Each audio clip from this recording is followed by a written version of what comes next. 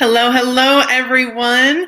I'm Colleen, and I'm back for another live stream brought to you by the awesome people over at Princess Dental Staffing. So happy to see everyone today on this Wednesday. Okay, so today's topic, we're talking about how you can set the tone of professionalism in the dental office. So, no matter what position you hold in your dental office, you can absolutely lead the way in setting a professional tone for the rest of the office. And we're going to be sharing with you how to do that today. But before we dive in, I just want to remind everyone that Princess Dental Staffing is an online dental job board offering full-time, part-time, permanent and temporary positions for front office personnel, dental assistants, dental hygienists, and even dentists in a variety of different areas. Okay, so if you have the chance, be sure to hop on princessdentalstaffing.com where you can check out their online job board.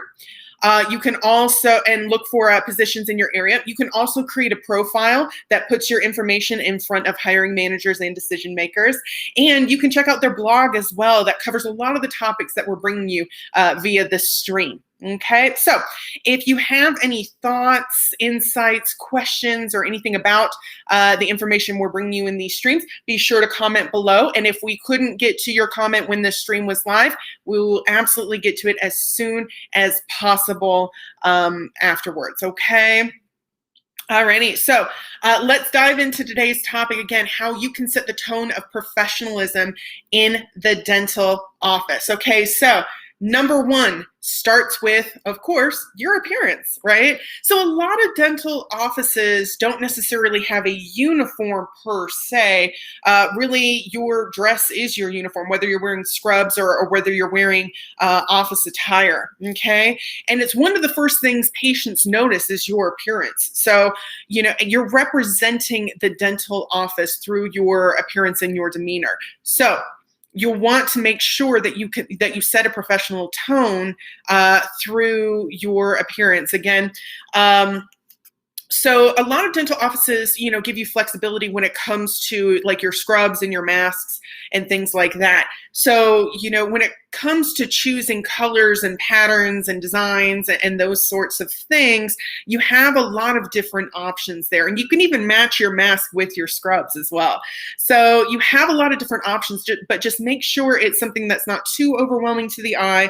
And it's just, again, it's just very professional, okay?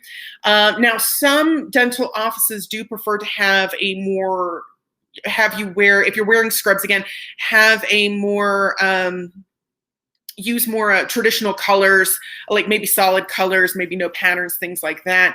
But if you're ever wondering, just ask your supervisor, ask your dentist what they prefer, and be sure to match that as closely as possible. But either way, whether you're wearing your office attire or whether you're wearing scrubs, make sure that your outfit is clean, neat, presentable, not wrinkled, not stained. Okay, and that sets a really high level of professionalism for your appearance. Again, one of the first things that patients notice about you. Okay, and appearance isn't just limited to your appearance and how you look. It also applies to the dental office as a whole as well. So if you find yourself with a little bit of downtime and you don't have a whole lot to do, make sure you take a walk around the office, pick up things that you see on the floor, make sure things are organized in the front area and in the back, and just make sure everything is clean, organized, and sanitized, okay? Number two, strive to follow up with your patients, okay? So make sure that you're following up with your patients before the appointment and after the appointment to address any issues that, warrant a follow-up, okay? And this is mostly applicable for, front office team members. But following up with your patients is really important, especially before their upcoming appointments. It's important to remember that a lot of these patients made this appointment months in advance, okay, months down the road. So, it's very easy for them to forget or, for other things to become priority in their lives. So, a follow-up can go a long way. A quick follow-up before the appointment can go a long way, okay? So make sure that you follow up to, anywhere from a day to a week, up to a week before the patient's appointment, just to give them a quick reminder, okay? Because it's going to help reduce the number of no calls, no shows. Because if you have a lot of no call, no shows, that really sort of messes up the flow, the workday flow for the rest of the office, and can really kind of throw everyone off their game. So really important to follow up, okay? Number 3, your demeanor. And I kind of talked about this earlier when I was talking about your appearance. When it comes to your appearance and your demeanor, that is done so on behalf of the dental office. You're representing the dental office through your appearance and through your demeanor. Okay, so your demeanor when you're working with patients is a direct reflection of the dental office, whether it is positive or negative. Okay, so you can work for a dental office that has tons of convenient options for patients, tons of services, and just able to provide a lot of things that patients need or want. But if your demeanor is negative, it's going to negatively affect the patient and influence the patient, right? And they generally associate that with the whole practice. So if you have just kind of a really unprofessional demeanor, they're going to associate that unprofessionalism with the entire office. So you really have a lot of power in setting the professional tone with patients, okay? It's really, really important, okay? It's also really important to remember to be empathetic and really connect with your patients. A lot of patients have anxiety about going to the dentist, okay? A lot of patients have had, maybe bad experiences, or just, they just don't like procedures, things in their mouths, those sorts of things, especially sharp objects, small sharp objects in their mouths. It's, it can be very anxiety inducing, okay? So especially if they've had a poor oral hygiene, it's going to take a little bit more work, right? And that can potentially be very, very painful. So it's no wonder that a lot of patients have a lot of anxiety. So it's important to have that professional demeanor in order to not only ease their anxiety, but to give them a great impression of the dental office as a whole, okay? So make sure that you come to work every day with your positivity, with your positive attitude, and really professional and polished demeanor, okay?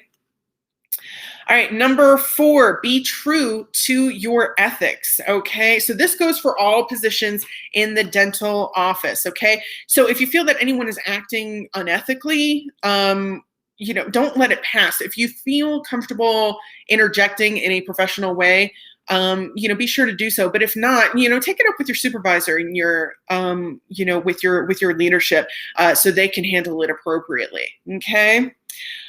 Always remember your authority. Dental patients come to your practice and they trust you to be the expert and the professional and to know what you're doing. So abusing that trust can really lead to a breakdown of that trusting relationship that you've built with that patient, okay? It could also lead to legal issues, ethical issues, and a loss of trust from the patient. And, word of mouth spreads very quickly, especially, with the internet, being able to go on and giving, Yelp reviews and those sorts of things. Okay. So it travels very, very quickly. So you want to make sure that you are acting ethically, that you remember your professional ethics, and that you hold other people accountable as well. Okay. So that those relationships with those patients aren't broken. And aren't damaged. Okay. And that the reputation of the dental office as a whole isn't damaged. Okay. Lastly, number 5, be as transparent as possible, okay? So, the fastest way to lose a patient's trust is lack of transparency. You want to make sure that the patient understands everything that's going on, understands all the procedures that need to be done, or, the processes that happen in the dental office. One of the biggest things to be transparent about is cost, okay? So insurance, health insurance, dental medical insurance can be very confusing to patients, okay? It's really important to be transparent and honest with patients when something's going to cost a lot, whether or not it's covered by their insurance, whether it's necessary or recommended like the procedure or the process is necessary or recommended. Okay, so it's really important to be transparent with patients so that they can make the best decision for them. Okay, alrighty. And sometimes as a dental hygienist or a dental assistant, you may not know, run off the top of your head how much this is going to cost according to that patient's particular insurance. So it's important to lean on your team and direct them to speak with the front office or the front desk at the end of the cleaning or procedure. Don't guess and give them wrong information. Don't guess and give the patient incorrect information or your best guess, okay? Because it can really, if you have to go back and correct that, it can feel to the patient that you're not being very honest. Even if it was just an honest mistake, it can feel to the patient that you're not being very honest. It can also feel that, again, that you don't really know, as you're the professional, you're the expert, but you don't really know as much as maybe you should. Okay, so it just doesn't come off very well. Even if it was an honest mistake, which usually it is, it doesn't come off very well. Okay, and it kind of hurts that professionalism that we're trying to capture. Okay, alrighty.